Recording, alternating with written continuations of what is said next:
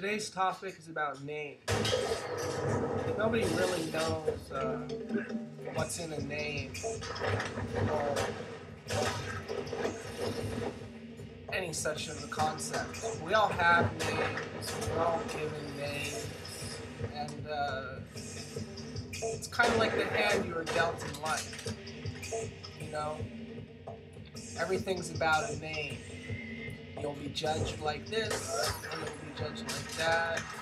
It's because your father's name is so-and-so, and such, and your mother's name was so-and-so, and is such and such. There's a lot of things that revolve around your name, you know. You can be well known by your name, well thought of, well praised. You can get everywhere and do everything. It's the tangible and intangible connection, you know. It's that last morsel of food on your plate. You wait, you eat all your other food, you had a nice table, you maybe even had a servant or a waiter who brought you your food. You have a lot of other variables as well. That red rose, on and on. And all it comes down to is that you finish that last morsel of food on your plate. Why? It's just like in the Bible, you know. You gotta bring the head on the silver platter or plate or whatever it is because they just killed the guy. He's dead now. He doesn't have a name anymore. He's no longer a figure in the Bible. We gave him away on our plate. We never ate him. Hopefully.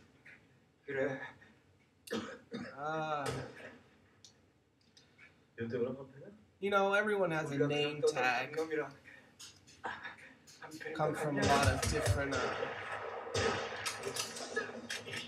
places and faces, and they all have names. Each place has a name. Each number has a name. Everything has a name. It's basically telling you, you know, you're nothing else except for this name. Because once you know, realize you're not a tree or you're not a spirit, your name is what you have. It's what you can go by. Once you stop to acknowledge you have a name, you know, nobody can listen to you. Because if they ask you your name, you know, let's go out on a date. What are you trying to find out? That person's name. That's all you're trying to find out. No matter where you are, no matter how red your lips are or how brilliant your teeth, the name needs to be a spoken word. That's why in every holy book you can read about, it's about the holy name. You know, you gotta be able to say your name. Based in a name, you gotta, you know, hold your own name. It's really a psychological rebuttal, you know. What's your name? Oh, what's your name? You know, we're going from nothing to nothing, and something maybe, maybe not. It goes on and on and on. Even then, you know, it's you get into the mumbo jumbo, the helter skelter, the voodoo hoodoo.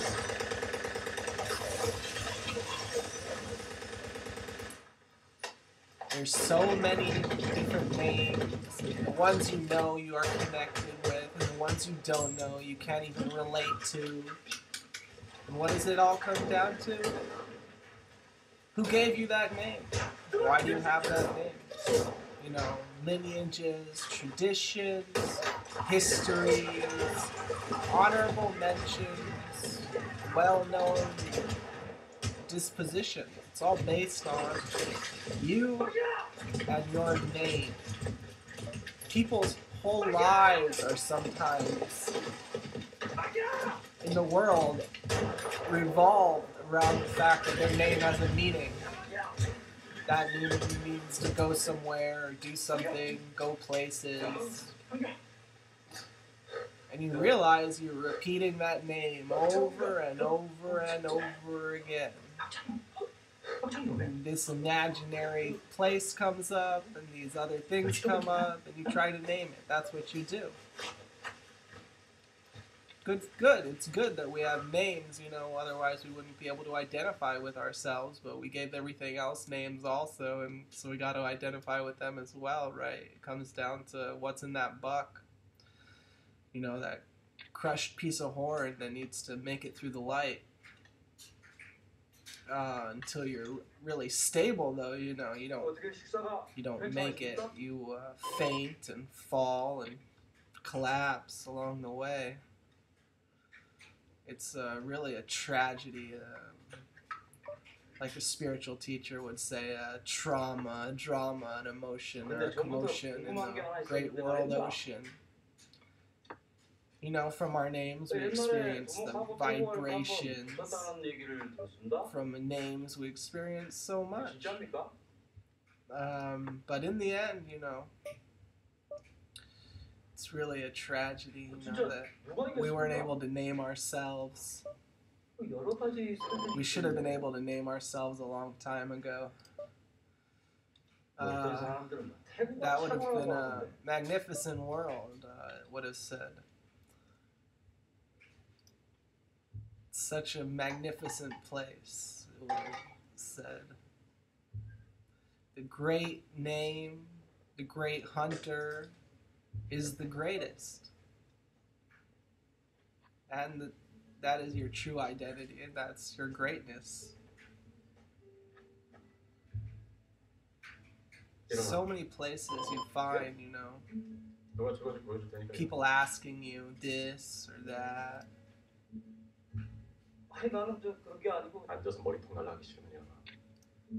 And all you really have to do is reply with your name.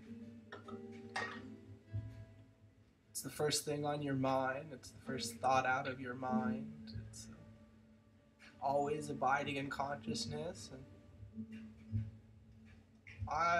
I can even remember, you know, many times, you know, nobody knows my name,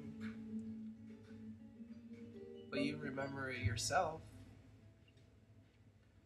I also remember many times I didn't know other people's name, and I had to look at their face. I guess I started recognizing faces because I went to the different places. And the true nameless people are the famous people. Nameless and famous. You can get lost in different places, but no matter what you do, you know that what you wake up and you remember your name.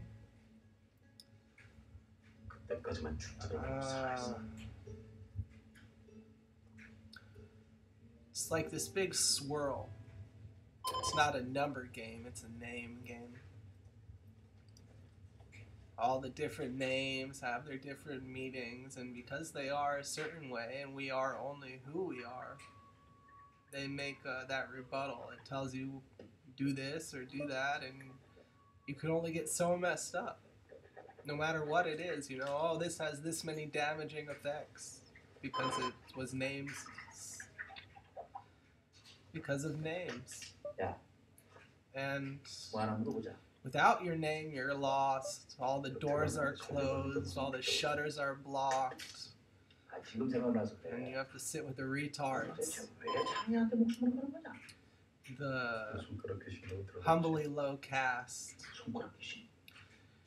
So the worst thing you can do is forget your name, and I hope you never can forget your name. That would be the situation to look forward to in life.